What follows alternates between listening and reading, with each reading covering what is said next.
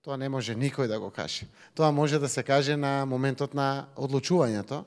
Секако низ дебатата, низ парламентот, јас и верувам и ќе видиме сите дали тоа мнозинство постои или не. Знаете дека нема да дозволиме нешто да се упропасти.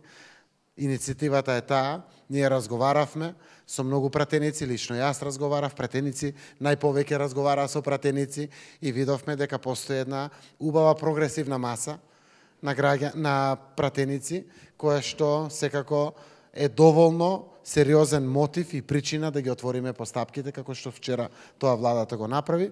Овие денови веќе парламентот, се надевам брзо, ќе закаже уставна комисија, за да може да се отвори дебатата.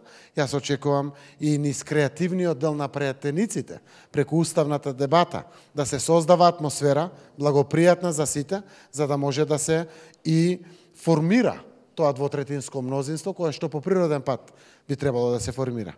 Зборувајќи за тоа, морам да ги отстранам сите шпекулации, кои што надвисна над главите на многу пратеници, за некакви пари, за некакви не знам какви незгодни состојби или слично.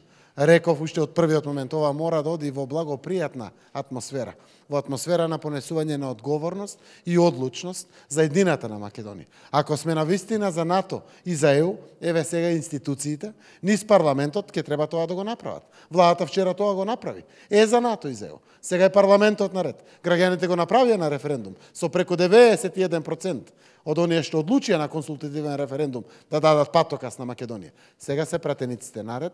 Јас верувам во инклузивен процес, во интегрираност внатре на сите, дека ќе доминира прогресивниот дел, така да го кажам. Таа е дебатата и во Европа на прогресивен и ретрограден дел на институциите, така и ќе се случи во нашиот парламент, верувам.